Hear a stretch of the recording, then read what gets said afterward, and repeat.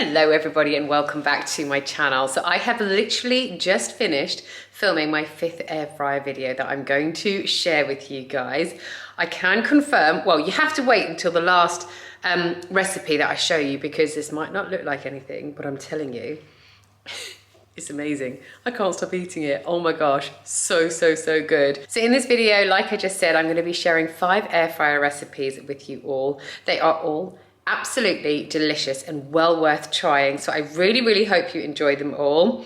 With all that said, I'm just going to jump straight on into this video. I'm filming it a slightly different way to normal, so let me know what you think of this filming style. Thank you as always for watching, and let's get cooking.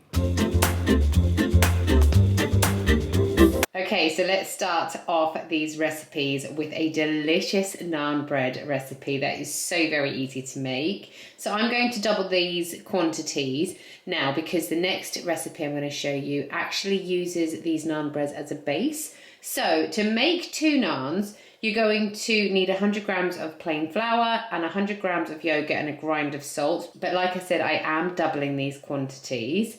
Once you have done that, all you want to do is bring your mixture together. So I just start it off with a spoon, then I pour it all onto the countertop and I just start kneading it all together until, as you can see, it starts to form a nice ball.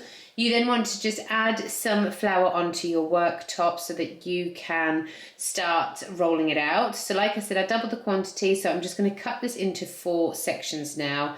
Put 2 of the sections to one side and then keep the other 2, roll them out with my rolling pin. You can do this by hand if you'd prefer, totally up to you. Then I am going to pop them into the air fryer on 170 degrees centigrade for 6 minutes. That's all it needs. You don't need to flip these over because obviously you have the little tray underneath that gets the air circulating to the base of your naan breads too. While that is cooking, you just want to mix together some butter, 2 cloves of garlic, and then once your naan breads have finished with the 6 minutes, you then want to take them out and put a generous amount of your butter and garlic on top of them. These are such quick and easy naan breads, and they are the perfect thing to dunk into a curry. Next up, we're going to be making a pizza. So like I said, I am using this same method for my base as I did for the naan breads. So I have got the other 2 pieces that I just set aside of my dough here. So I'm going to roll that out. This is actually the perfect recipe for you to make with your kids. Ours absolutely love it, and that's why Jamie wanted to get involved in this recipe too. So once your naan bread / pizza dough has been rolled out, you're then ready to add on your toppings. We like to go for some tomato puree, some grated cheese, and then Jamie loves to add on some ham as well. But you can add whatever you like onto here that you would like. You want to pop them into the air fryer on 185 degrees centigrade for 10 minutes, and that is it. Literally, your pizza is done. Super simple, yet totally delicious. Okay, so this next recipe is slightly different, but it's one of my absolute favorites. So what you want to start off by doing on the hob is you want to mix some spinach. You can use fresh spinach and let it wilt down, but what I do is I actually just keep loads of frozen spinach in my freezer so I can just pull it out whenever I need it. I have just set this to one side since the morning so it has thawed out. So I have just drained off the water for that, and then I have popped it into my frying pan along with a generous amount of feta, some thyme and salt and pepper. Bring this to the heat so everything can combine together, and then you want to get some big mushrooms that you can stuff.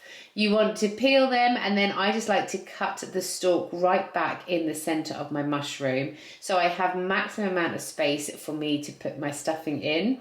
Once you've done that, just pop your spinach and feta mix into the middle of your mushroom, and then you want to get some Parmesan cheese and put a generous coating of that on top before popping it into the air fryer on 170 degrees centigrade for 15 minutes.